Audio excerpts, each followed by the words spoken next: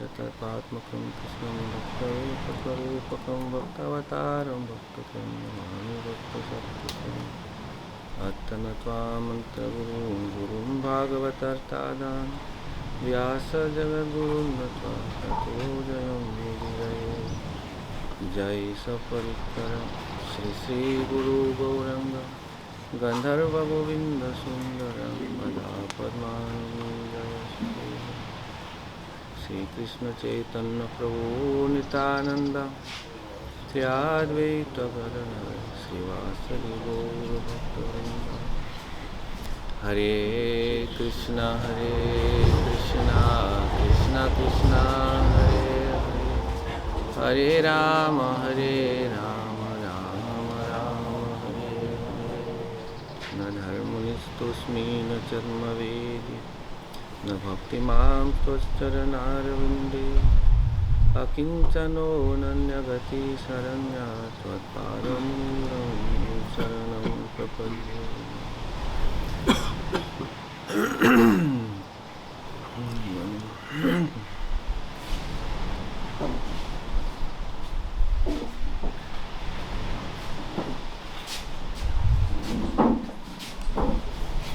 So we are entering into our next day today, I think Friday, no? Yeah. So Friday today means some time has passed. Still we have a few days more. No? Topic was same, topic stays the same. No? Some people think how you can all the time speak about the same. No? Because people need some variety of things always to think about. No? You see, open newspaper and a little bit politics is there, then sport is there, then some discoveries are there, so many different parts of interest, no? And you are only speaking about God. Some cannot understand this. No? But this is given by the human nature. This is given by the reality of life. This is a fact. In this universe, there are those who can relate to the existence of God. And there are those who cannot relate to it. Impossible. This is nothing new. We think that atheism, this is something new. But atheism actually is something which comes long time back. Actually, it's part of of this whole creation. Nothing new. For many generations. So, even though we are like to share sometimes, we have seen this, devotees. I heard of many devotees when they came in contact with the Krishna conscious movement, that they were really captured by the idea that they will distribute the books and everyone will become Krishna conscious. And the whole world, everything will change within a few little time. Because they read and they became fascinated, inspired, and they thought everyone will be the same. So after their own inspiration, then of course the first, let's call them victims of their proselytizing attitude will be their own parents. We saw this. With friends, little bit more difficult because not so much confidence there. In this sense, because they think, okay, immediately some rejection will come, or the friends will say immediately, you are crazy, you are this, you are that. But with parents, then we start, okay, no, you have to leave this, open fridge, throw this away, this no more, and immediately we want to change them, to make them as we used to say, make devotees. But very soon we understand this is not so easily possible. Especially by the parents, because they say, oh, you come from me, whatever you are, this is coming from me, whatever you have, I gave to you, whatever you know, I taught you. I taught you. You didn't even know what is called nose, what is called ear, what is called eye, When we were small. Parents teach this, the classical. In every country in the world. Where is the nose? No, nose is here. Where is the eye? No. Eyes, bravo. And like this, they taught us these basic things, what is what, which part of the body, They taught us how to bind the shoes, They taught us, And now we are maybe 18, 20, whatever, how old we were when we got to know about Krishna. Now you come to me and to speak me about the meaning of life. There's one saying, they say, no, yeah, you come to teach the father how to make children. This is not possible. So immediately we see, okay, somehow it's not going. Of course, in some cases, also parents become devotees. We see this. It's very common, especially in these southern parts. In Italy, this is very common. I see many devotees, also parents become very much favorable. And in Latin America, it's also very much common. In our northern part, it's not so much common, but also cases are there. And this is very often not so much by the arguments which we give. But this is also individual parents there, also there are Sukritis there, like this, And some go because they want to see where the children are going, what they are doing, And then something comes over, Especially from others, I have the experience, when I try still, after so many years, to say something to my parents, they're blocking. But now, just a few days back, Prabhupada Kripa and his wife were with them, so they're inquiring. From them they want to know, but from me they don't want to know. So this is the nature of the thing. Some want to know, some don't want to know, and some are completely closed. Some are completely closed. So basically, there are these two types of nature.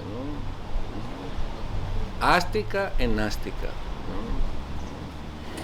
Astika means they are those souls or living beings who accept that there is an eternal soul, who accept that there is a Lord who is the origin of everything, and who accept the authority of the Vedic revelation on one side. And there are those who are Nastikas, they don't accept. They come to any other conclusion, and make many, many, many other philosophies, from impersonalism to gross materialism to so many philosophies are there. Interesting that one of the most ancient these traditions, these atheistic traditions, they refer themselves even to Lord Rishabdev, the Jains. In India, they are very common. Hindus there, some Buddhists there, but there is also one. There are not so many Jains. There are those who are covering Jain. There are those who are covering themselves not to inhale one insect, want to follow absolute non-violence and like this. And they say they have, I think, 24 or something, Tirthakaras, they call them, like Yacharyas. The last one appeared even before Christ, I think 6th century or something, Mahavir. But the first one, they say this was Rishabdev. But actually, there was one king, they say, in South India, who saw Rishabdev and saw his detached behavior, And he created his whole philosophy and everything, and then it was planted in the world. But this coming means millions of years back. So millions of years back, this type of mentality is there, those nastikas. No? Later, Buddhists came also in the more recent history. No? But interesting also, very often we speak, devotees, when we present Krishna consciousness, we say this is ancient tradition, and we present it like this, that maybe in India everyone is Vaishnavas there, many thousands of years and like this, but actually it's not like this. If we go back, and this is even from the historical, from the academic point of view, which generally the people look through when they speak about life, then we will see in India this is not so common, Vaishnavism, especially not through the centuries before. We heard this Buddhism, there was one great emperor, Ashoka, he made even Buddhism the number one most prominent religion. That time was there. If the king accepts something, then everyone becomes like this. Then if the king accepts Hinduism again and certain teachings, then he does, and all follow like this. But it took many, many years and centuries actually. Even when we say India, the origin of the Vedas or whatever, to come, that Vaishnavas again are being seen in the public, it took many, many, many years. Buddhism was there, then Shankaracharya came, and then again he brought up somehow the Vedic traditions, then all the different others, Ramanuja, Nimbarka, Madhvacharya, Vishnu Swami. Then coming to Chaitanya Mahaprabhu. And then by Chaitanya Mahaprabhu influenced somehow this idea of God and Jiva, and the importance of the Vedic revelations went out throughout the whole world. Throughout the whole world, where yes, in some parts some belief is there in God, but in some other parts, even they say they believe in God, we know there is any no belief, there's just like Christmas Christians, on 24th, 25th, okay, they become Christians, and then after that, no more, So, big world, many people, some beliefs are there, and then coming Srila Prabhupada, passing here between Malta and Sicily, going to US, establishing Krishna conscious movement, in this whole environment. So we are everything else, but not Vedic by nature, Vedic by birth, Vedic, We have everyone different cultures, So this is a big challenge, to see. New culture coming into what is called a host culture.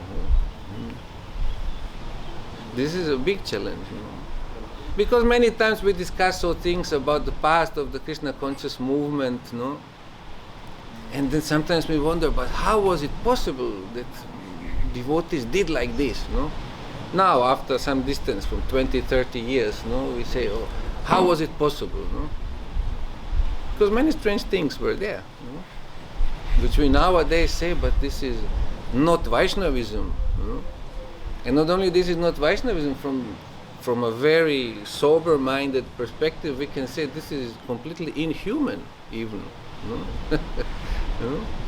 Like, for example, we know many have children, and then they say, okay, children, put them there, and we go out, distribute books to save the world. It was very common. Nowadays, when you speak with these children, when you know whatever happened and like this, we say, well, something was wrong. There's one famous Vaishnava in Germany. He went after that through some difficulties, also psychological and like this. But then he said one very important thing, very interesting. Sincere. sincere reflection. He said, I went out to save the world, but I forgot to save myself. Very common symptom which we saw. No? We want to save the world, we want to change the world. No? We want to help the people to control their minds. No? We want the people to radically change their whole life. No? According to our expectations and our ideas, what does it mean to be a Vaishnava? No? But when it comes to ourselves, we are not even to control our own tongue, what we speak, what we eat, what we do, what we think. So this was somehow, or is still in great part, a reality. But the most miraculous part is that even besides all these imperfections which are there in all of us, still Krishna somehow is going on. Krishna consciousness is going around the world, coming to the lives of many people, and transforming the individuals, always according to, their previous sukriti which they have, and according to the grace which they get. Because here in this world we all have, we know, these gunas, tama guna, raja guna, sattva guna, different natures, and then comes, the message of Krishna consciousness. So it's a big thing in life. But it's of course very natural, if a jiva engrossed in different types of nature will receive this message, they will relate in a complete different way to it, because they can only understand based on their nature, and they can also only transmit it based on their nature.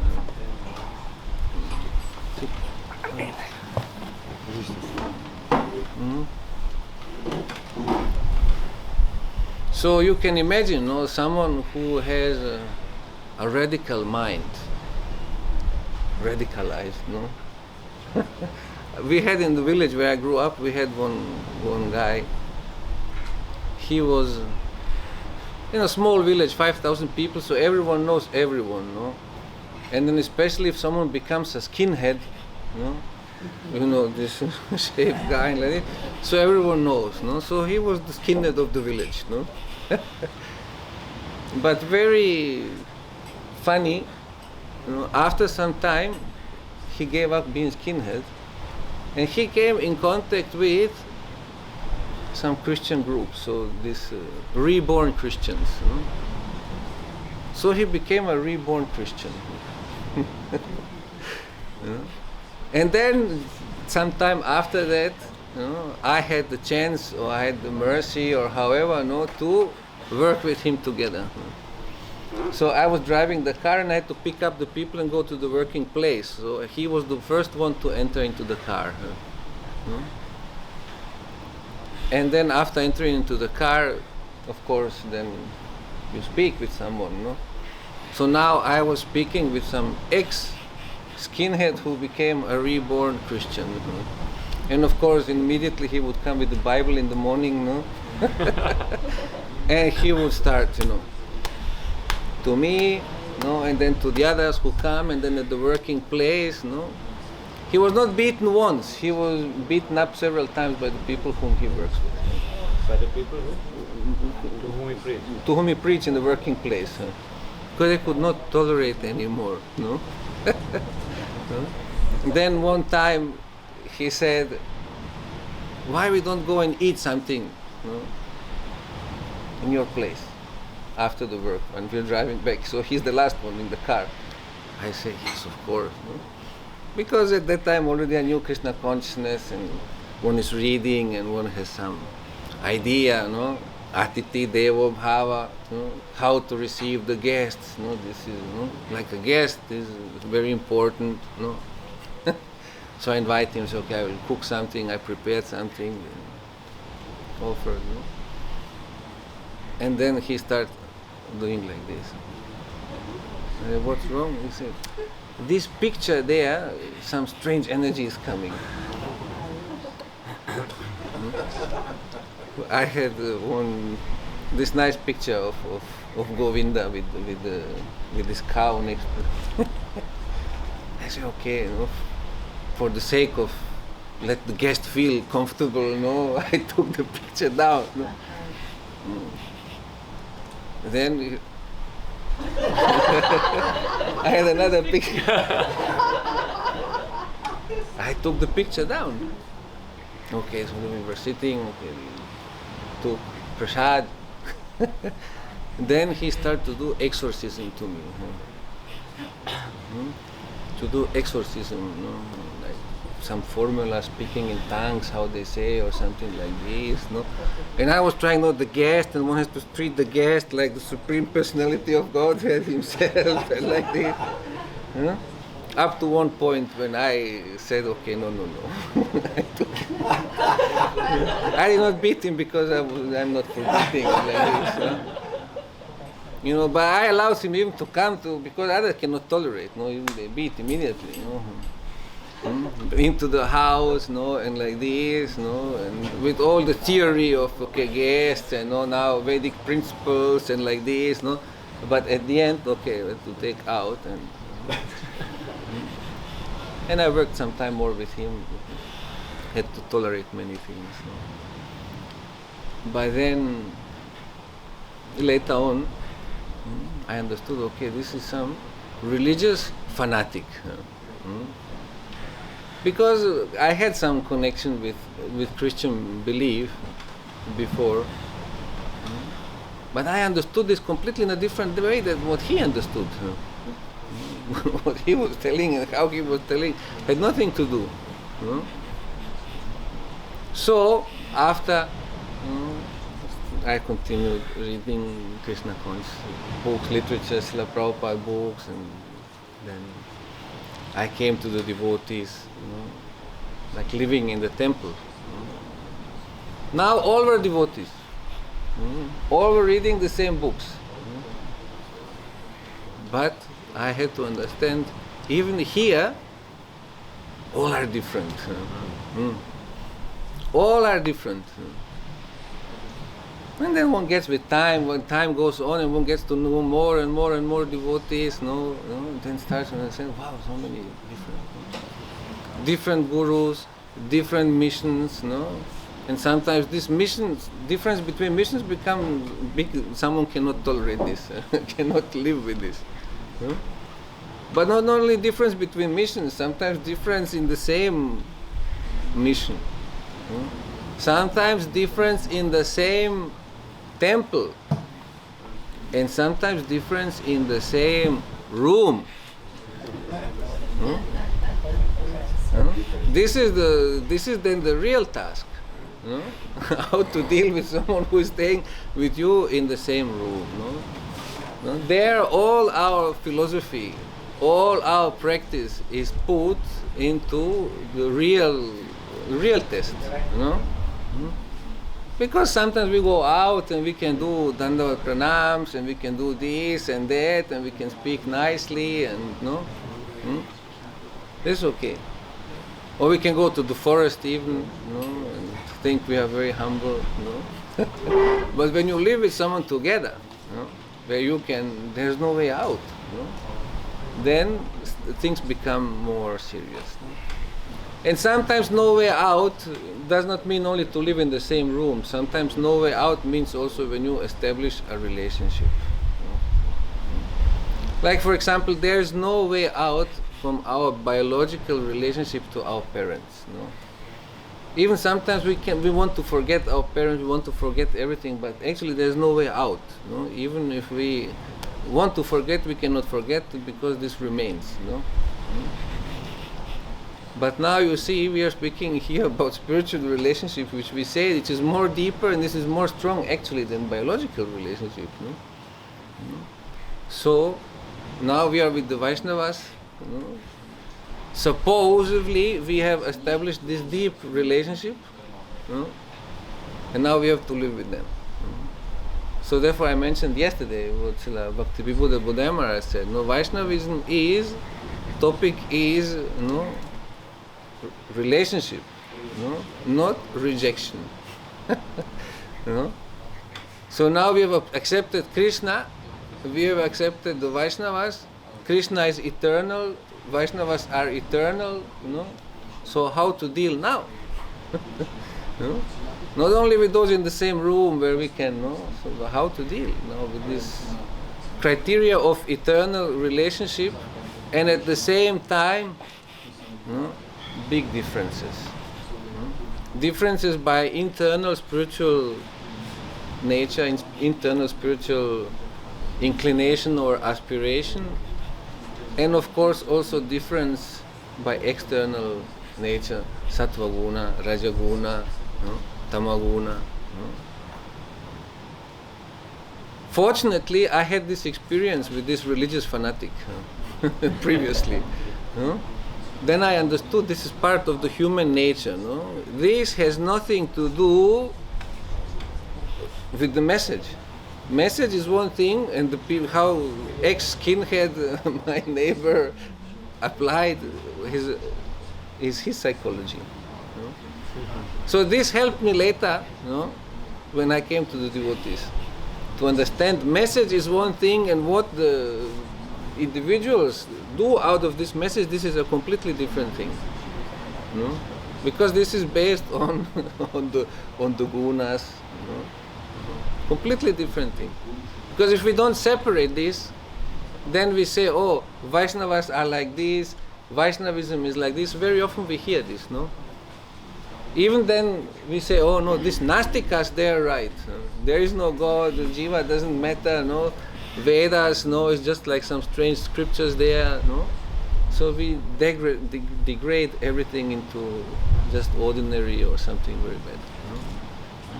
So we have to distinguish what is the message, what is the pure representation of the message, and what are the different other applications. So no wonder. Then we cannot be afraid of nothing and surprised by nothing. Because if we listen little, some don't like to listen of this, say, no, better don't speak about this, don't look there. What happened in the Krishna conscious movement? I'm not of this opinion. I think it's good also to know, to see, to understand what things can happen. If we don't understand the things properly. What happened, even some people killing others, and thinking, oh, I'm doing Guru Seva. This also happened, You need little bit militant mentality, Taliban, militant, like military mentality, and then put like, absolute authority to it, A disbalanced person psychologically, who gets the absolute truth in his hands, is a big danger. You have absolute truth, but at the same time you don't know how to deal with,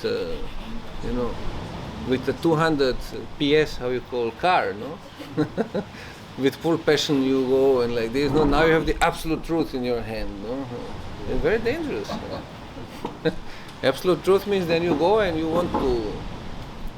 want to immediately impose everyone, Even if you accept or you do not, you are not a human being, you accept or you should be killed.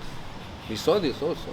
I mean, not now in Vaishnavism, but we saw different other attitudes, strange types of attitudes. So you see, absolute truth is there, spiritual message is there, but our human nature is also there.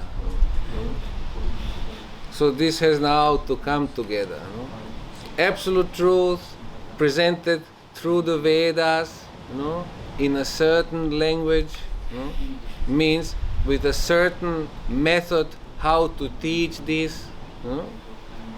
And now our psychology, our nature, our culture, if we want to resume like our very common culture, we see we are completely anti-authoritarian. Means here in the Western world, No one can say anything. No, parents cannot say anything. No, teachers cannot say anything. No? So means by nature we are anti-authoritarian. No? We are very much individualists, no? by default of this society. We are very much in competitive spirit. No?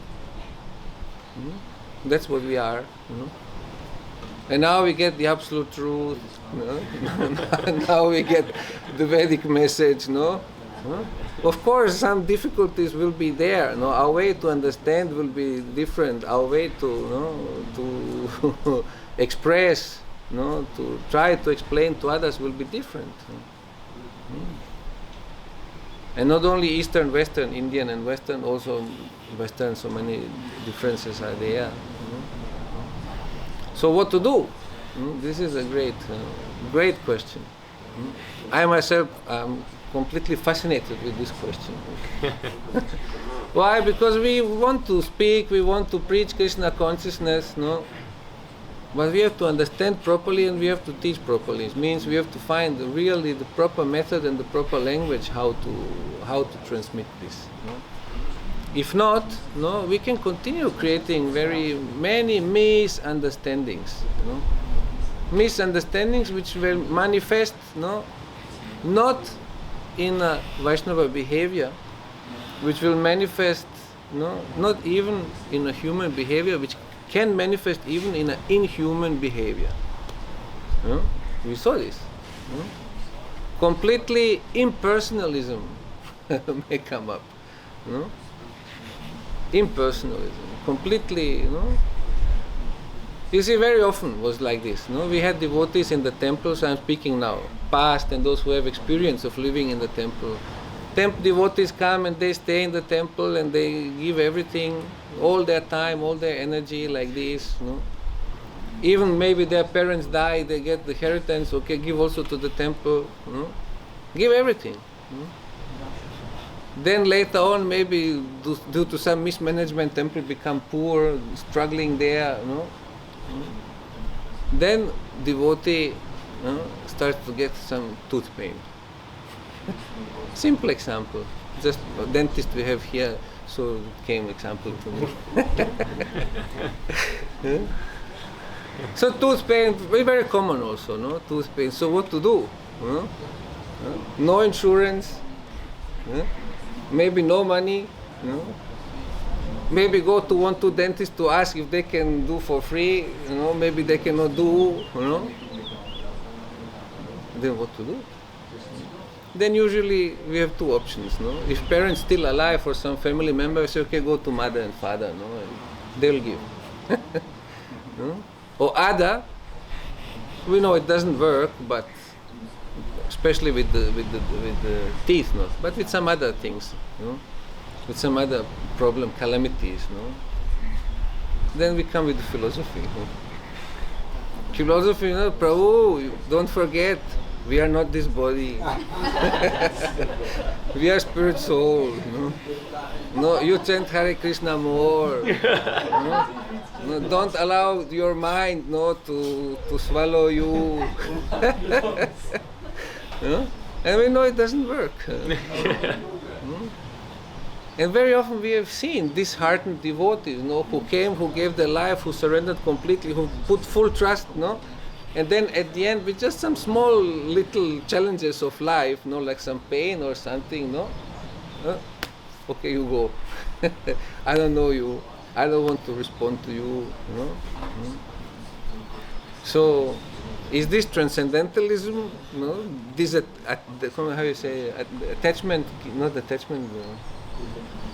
Detachment from the body, or is this just some very superficial understanding of everything?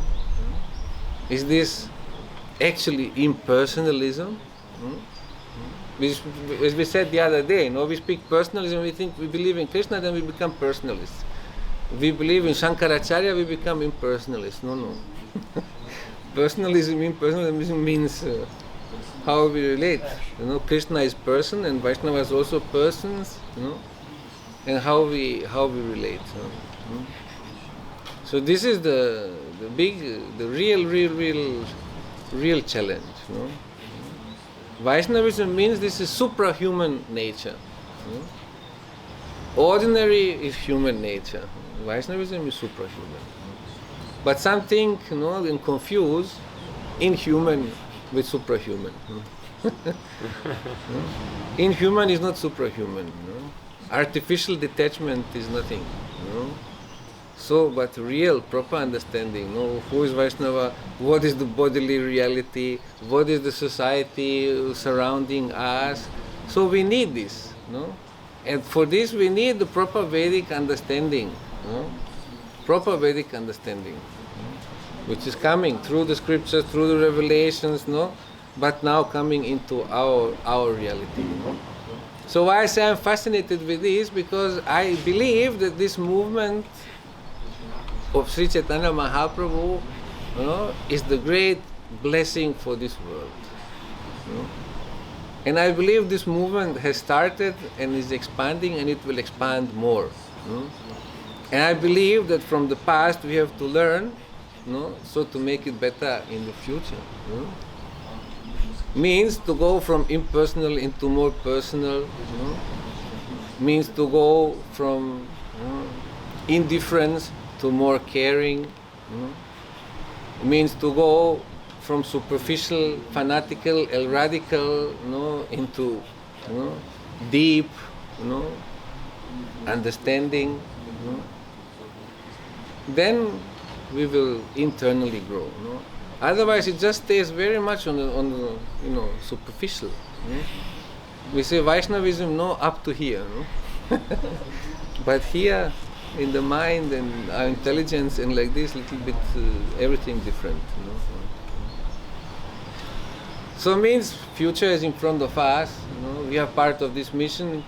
Means we came in contact with this mission. Why? Because someone did the effort to bring Krishna to us. And what is Mahaprabhu's mission? Mahaprabhu's mission was, he gave order to everyone to preach, to go around, to distribute. So what's our way how to respond to it? Our way to respond is by becoming part of this mission, means also to continue this. To go, to bring to others, to explain. And as we mentioned the other day, well, times are different now, so many challenges are there. We have to be up to date. I have one old book, all falling apart actually. I always say later, then I forget, I have to repair it, to keep. This was one book, my lectures in England and Germany, by Srila Bhakti Hridaya Bono Maharaj. When he came to preach to the different universities and like this, you have to read this, to see, to believe. My lectures in England and Germany, how someone who came from what we as Europeans think like, some colony there and some, how you say, backwards India and like this, how someone from there can come and speak and explain to the Westerners, what is how their world looks like and what are the deficiencies and everything. Very impressive, It was so up to date of that time.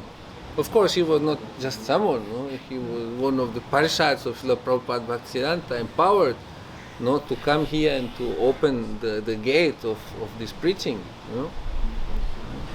But how he was up to date, But of course, that time was a different time. That time, eugenics. There's one article or one class he gave about eugenics.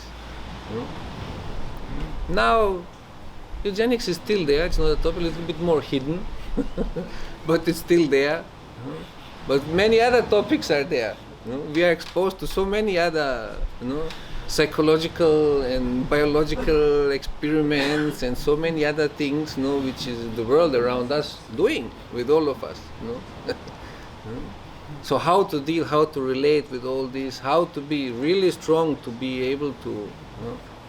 Of course, on an individual level, faith is there. We believe in Krishna. Let anything happen, what has to happen. This is clear on individual level. But on community level, Community level means community is part of this world. This is necessary to be really aware of how this world works and how to protect, how to relate. And also for the people, nowadays the people, they have completely different approach. They have completely different, how to say, their critical thinking is different than of those times, when Bon Maharaj was there. This was in a very interesting surrounding. Actually, very interesting. He came just before the Nazis, or just the Nazis already came. He came at that time. He got the personal invitation of Dr. Joseph Goebbels, and personal approval of him to go to universities and to preach. And I'm interested in this topic, so I did also some researches and like this. And also they spoke in some places about, that time was like everyone was speaking about the Vedas and like the, very interesting that time, discovering Aryas and all like this. And then there was one paper which they were bringing out of NSDAP, the Völkische Beobachter was called. I don't know how to translate.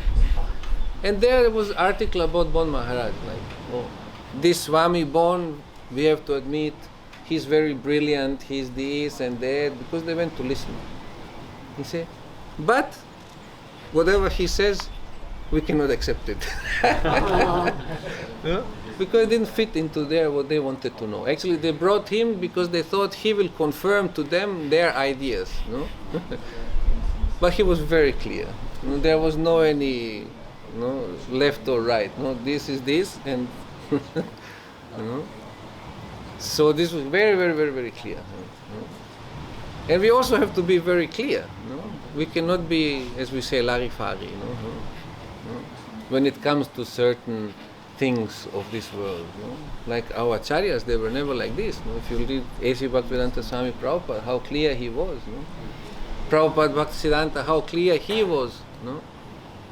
We think they were only transcendentalists. Yeah, they were transcendentalists, but Prabhupada Bhaktisiddhanta, he read every day the newspaper. Yeah, every day.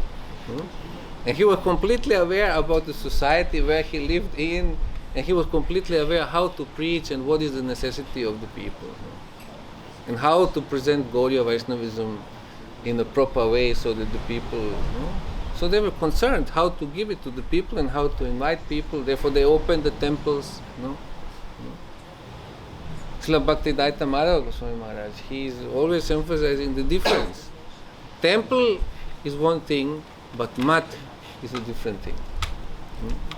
Temple means place of worship. In India, many temples there.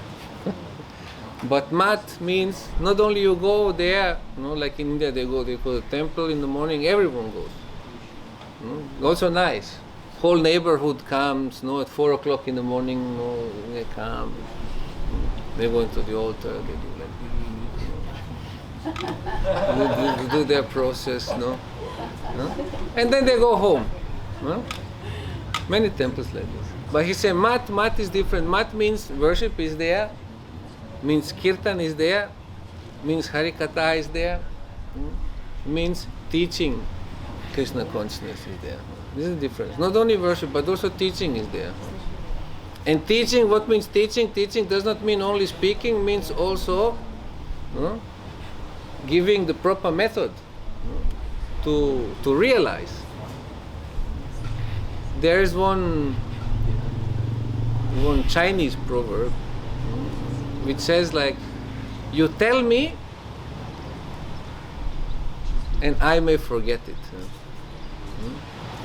He said, you teach me methodically and I may remember it. He said, but you occupy me and I may realize it. So one thing is speaking, speaking sometimes going in here, going out there. One other thing is methodic, with some method, teaching, but remaining only here. Another thing is occupy me, means occupy me in the service of this knowledge, no? Then the realization will come, no? So mat means, no, not only worship, means teaching, but teaching means not only teaching, means also service. Yesterday came up the topic seva, no? The importance of seva, no? So this is there. This should be there. No? So therefore, places who have these temples, who have these mats, no? Who have the opportunity, who give the opportunity for service, no? This is the greatest benefit. Why? Because we see also devotees who live very far and who have maybe some community, sometimes contact, but they have not this possibility to go and do some seva. No? Immediately becomes everything not so strong. Intensity goes down. No? But with this opportunity for seva, no? Then more deeper realizations, no? And stronger attachment and stronger realizations will come. No? So this is, but we know, just yesterday with Maharaj we were speaking also, no? Temple, also in the night Maharaj said, no? Temple, this is not a small thing. No? We invite people, as I say yesterday, no? Singing, dancing and refreshment, that's how we invite, we put on the paper, no? Come. Then people come and then we say, okay, now, little singing, little dancing, a nice prasad, everything is fine, no? Yesterday I was also surprised because Maharaj said yesterday he came because he liked to listen to the temple. Usually it's not so common. No? There was one meeting of the devotees. He said, now let's be very honest, no? Who came, no? Who came for which reason to the temple? No? So the one said, no? Yeah, to be honest, I came for the prasadam. The others say, I also have to be honest, I also came for the prasadam. Like this, everyone came for the prasadam, was very honest. No? Only one was also honest, he said, I didn't come for the prasadam, but I stay because of the prasadam. No? But also some come because they want to listen. No? No? Rare. No? But we know these places to offer, to serve prasadam, to open the temple, to maintain the temple, to do all the management and like this, this is a very big thing. And what to speak then to deal with all the people who come. This is even more. Paying the bills is easy compared to dealing then with all the things which we bring in and so on. So this is this sacrifice which Prabhupada Bhaktisiddhanta Saraswati Thakur spoke about, this, the gallons of blood, in this effort, to do. Why? Well, because he understood. This is the place, teaching is there, seva is there, open doors. So this is the great blessings which we got. Therefore we have to know. They did, because of what they did, we are now here. And what's the way how to respond to this? The way how to respond, something, okay, I want to go out from this material universe. I want to go to Vaikuntha, Thank you very much, you gave me this nice knowledge and like this, now I will apply, I go to Vaikuntha. But it doesn't work like this. Because he came for this purpose. One of the most impressive, we may hear many things. But some certain things we hear are just like some key understandings, some key understandings. One of these key understandings for me, is one appreciation of Srila Bhakti Rakshaka Goswami to his spiritual master. Famous occasion. I shared the other day, I think in Mexico when we were there, that they were in Vrindavan. And all of a sudden Prabhupada said, I'm so unfortunate, I'm so long here and I couldn't meet a Vaishnava. Then he said, how is it possible that Guru Maharaj can say like this, because we are here, so many Vaishnavas here, So he said, I wanted to check to see this. So he said he went one to the different pandits and where they give their classes, and he sat down and he listened and he said everything is so clear. There's no any.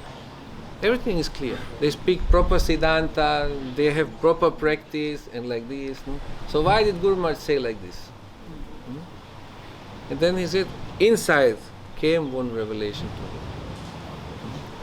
And he said, all of them, they want to go there where my Guru Maharaj came from. No? Means they are practicing not to go there, no, but my Guru Maharaj came from there to what? Well, to preach. No? To preach for what? No, so that we also, otherwise where would we be now? What would we be talking about? No? Who knows? No? Even in my case, I'm even doubtful if I would be alive. If I would have continued the lifestyle I was growing into, no? But now all of a sudden we have this opportunity, to speak about these great ideas, and to change our life so radically from deep within, So, why? Because of his mission. Bodhaya Maharaj published now a nice book called The Mission. Simple title. No? To be aware, to learn, to understand, to be aware about the mission and what is his mission and what is the grace we got from this mission, and what would be the appropriate way to respond to this mission. So a proper way to respond to this mission is okay, no thank you, I got to Goloka, not possible, this is not possible. Why? Because even we may have the idea, but we need now the process to get there, and the process is seva. Seva. Not seva in Spanish, seva. Seva means he's running off, Seva means the commitment, Commitment to what? Hari, Guru and Vaishnava.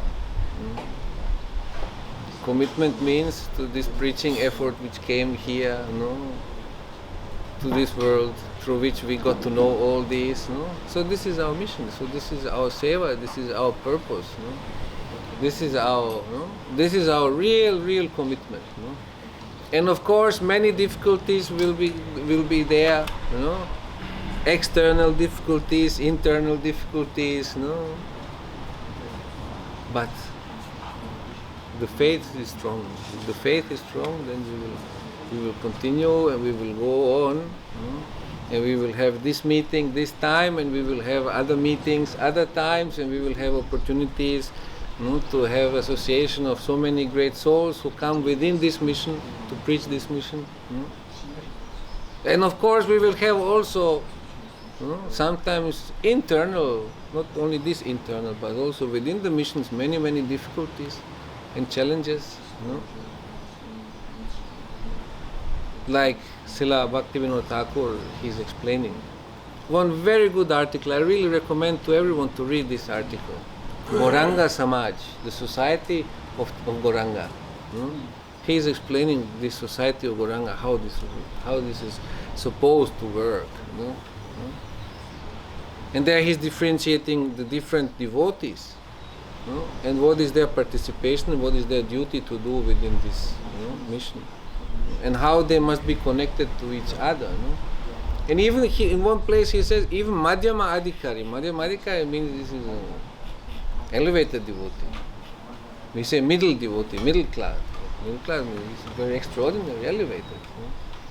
He said even sometimes if they disconnect themselves from the complete picture, means if they give up the shelter, if they are not in the anugatya of superiors, then they say they can use this society, Gauranga society, of the good-hearted, sometimes a little bit naive devotees also, to promote themselves. To promote themselves means to push their own agenda through, which is not always in the purpose of the mission. So even in the name of preaching, in the name of mission, they can even be disturbing the mission. Why? Because they don't take in considerations like the topmost pure devotees. So it can happen. So that's also what we saw. If we look through history, we saw this also. After Srila Prabhupada left, many difficulties came in his mission. Like yesterday we were also discussing this. But everything was set, everything was there. Prabhupada even himself told, go here, go there, ask which type of questions. They went, but they could not accept. They could not surrender. So of course, then some difficulties will come. All this is there. Nothing, no reason to be disheartened. It's just a reason to say, okay, good teachings. Now we have to continue. Times are changing. Mahaprabhu promised this mission will expand. Our acharyas. For me personally, I have some confession, not confession, some personal, how you say this, testimony. I went to many places, holy places, related to our tradition, Vrindavan, Puri, Mayapur, South India even, and like this, Sometimes some glimpse of some feeling comes in some places like this. But when I went to one very, well, not ordinary, but maybe special city, but in a bad sense, which is called New York.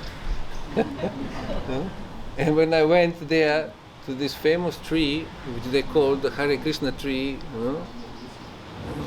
there I felt something very special. Prabhupada tree, yeah. There I felt something very special. I felt, Prabhupada came here, after crossing here between Malta and Sicily, going there, going out in the street, starting this Hare Krishna movement, Then I thought, what was his vision? What will come out from all this? How this mission will go on? Because Prabhupada mission is no different from Prabhupada Bhaktisiddhanta mission. And what came to us, the way how it came to us, this is we are part of the same mission, Chaitanya Mahaprabhu mission. So what will come? What was his vision? Later, this is not exaggeration, I think. Why? Because later I heard that all the other great sadhus also, Srila Bhakti Vaibhav Puri Goswami Maharaj, Srila Bhakti Vallabha Tirtha Goswami Maharaj, many others who went there to New York, they also wanted to go to this tree. Some of them give dandavas to this tree. Because they saw the importance of this place, means where the Krishna consciousness was. And our Guru Maharaj sitting on this tree, one man came, St. Pedro station, like Prabhupada sitting there 40, 50 years. He came and said, "You're still alive."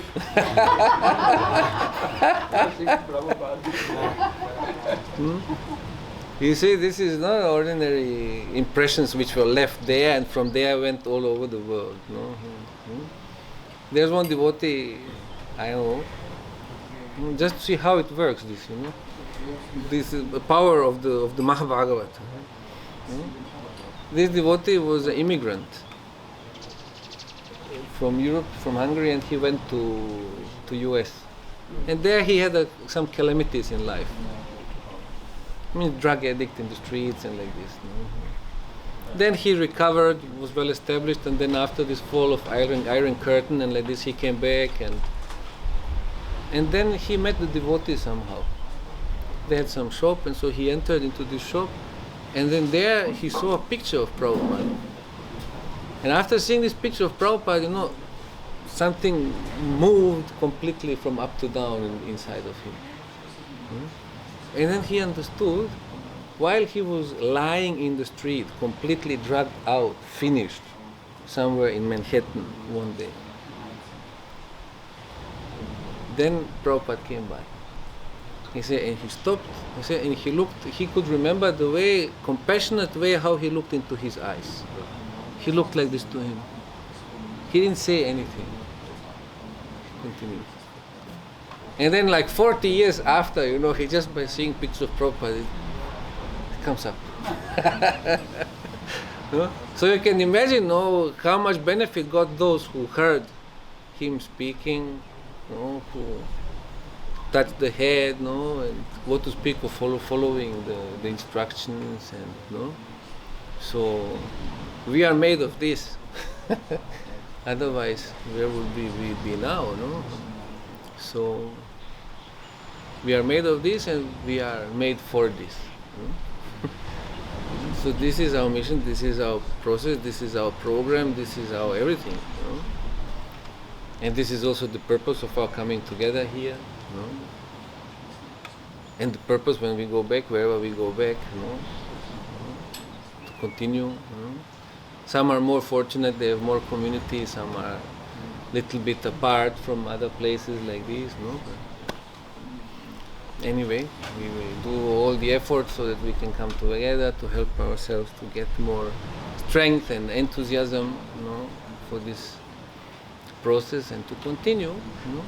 Continue means, as I mentioned yesterday, sincerely, everyone according to one's own capacity to contribute to this mission. No need to follow some expectations of others. Because there is always this over-ideologized, how you say, over-ideologized, over-idealizing way, and there's always this sincere way. Sincere means honest and sincere. It should be all honest and sincere, then it will be real, and then it will be, it will be quite human, but it will be favorable for developing everything else. Over-idealizing means it becomes artificial and cold and everything. Expectations, Expectations means then disappointments, No need to be disappointed with Disappointment means just, even with others, Even sometimes with superiors, even with gurus sometimes, we have expectations, and then we have disappointments. Why? Because we don't accept that starting point is human. Suprahuman is this. Someone looking into eyes of someone, and after 40 years, Bhakti will come up. This is suprahuman. And this movement is not made of suprahuman, it's made of aspirants. We are aspirants, and this is very good also to keep ourselves on this. Why? Because if we think so easy to become pure devotee, that means we are degrading actually the pure devotees. Pure devotees, very extraordinary, very extraordinary. And we don't have to pretend to be pure devotees, nor more advanced than what we are. Just we don't have to be even intelligent. We just have to know whom to follow and how to follow.